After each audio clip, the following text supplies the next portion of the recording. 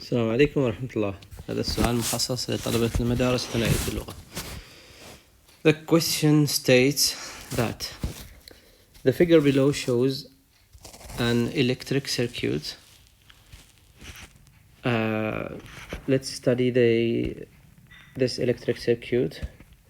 What we have here, we have two types of batteries. The first one is epsilon 1, which is known, 20 volt. The second one here below is epsilon 2, which is unknown. We have also many resistors here, and all of them are knowns.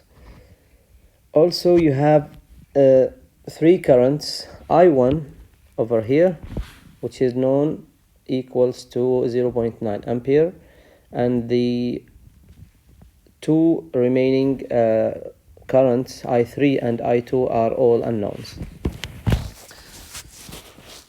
The first question is state Kirchhoff's first law. We just ignore this question, because if you are memorizing this, the law, you just write it. We need to calculate. Question B, calculate the currents I2 and I3. I2 and I3, you cannot calculate them immediately, because there are many unknowns here in this question. First, we just use the point C and write the Kirchhoff's first law using the currents. You can see that the current I1 is going towards the point C, and I3 is going out from point C, and I2 is going in to the point C. So the two currents, which are I1 and I2, the total, or the I1 plus I2 equals I3. This is according to the Kirchhoff's first law. And we have I1.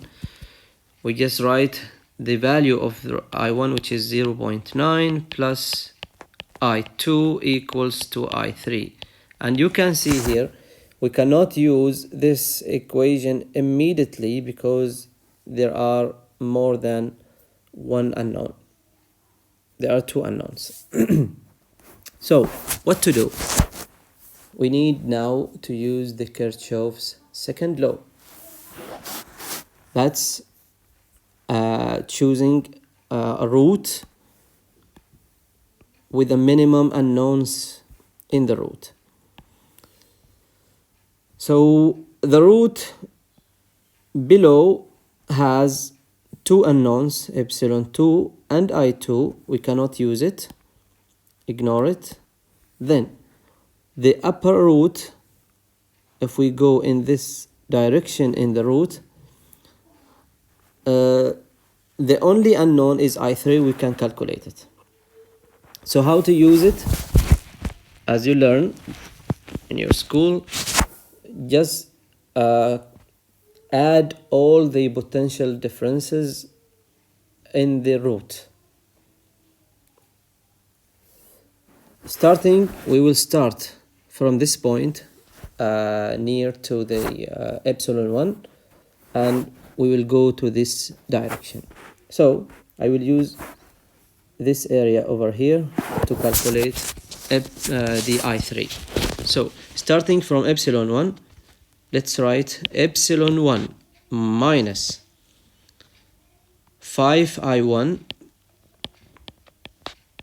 minus 10I3 minus 2I1 minus 1I1 equals 0.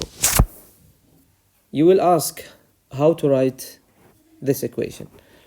To write it, the rule says, if you go from the minus part towards to the positive part of the battery, you take it a plus.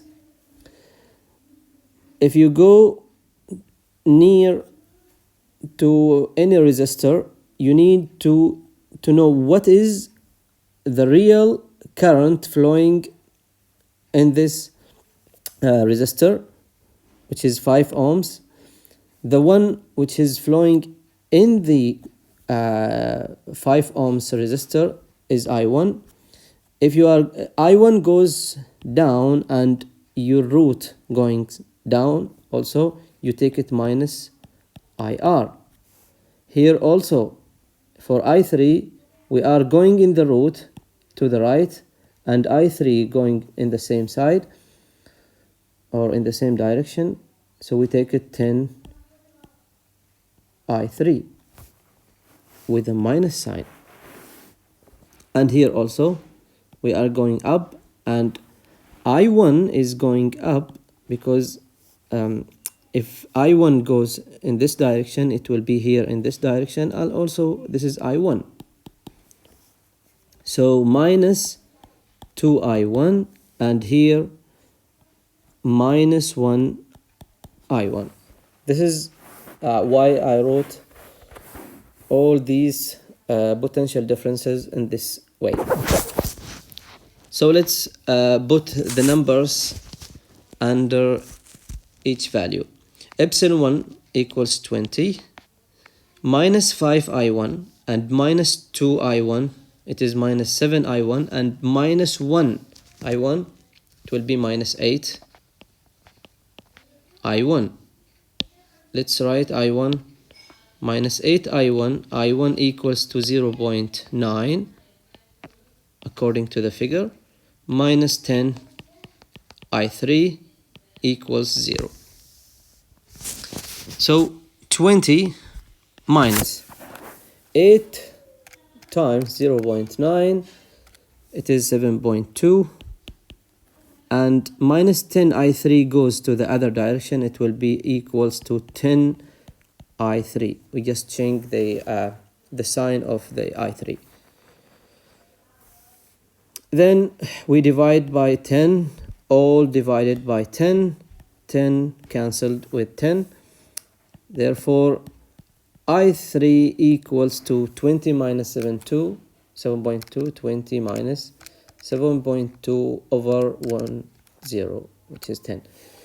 Therefore, I3 is 1.28 amperes. So this is the first one, which is I3. Then we need to calculate I2.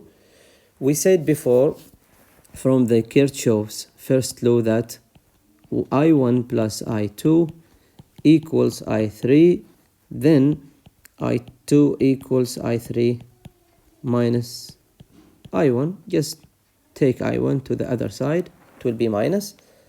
Then I2 equals 1.28, the value of I3, minus 0.9.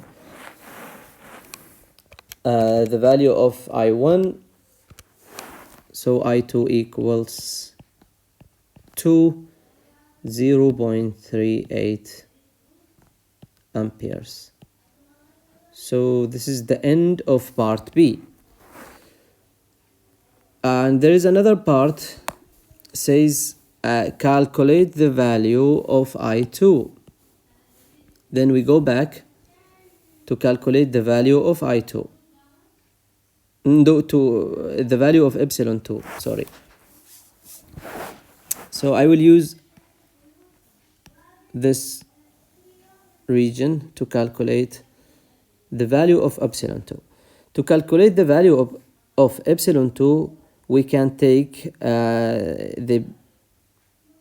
this root, the lower root, and starting from epsilon 2 to the left and going up.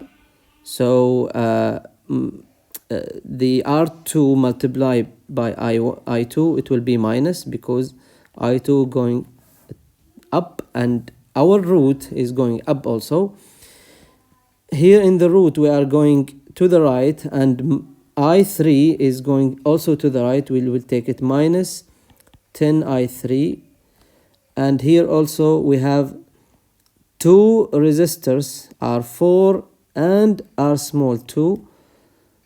The current flowing in both of them is I2, so we can just add them. 3 plus 2 is 5. So let us start. Epsilon 2 minus 10I2 minus 10I3 minus 3 plus 2 is 5. 5I2 equals 0, because when you finish taking all the potential differences in the root, you just equate all the equation to 0. So let's put the numbers. Epsilon 2 is unknown, minus 10 times I2. We have calculated I2 as 0.38 here, 0.38. Or let's, before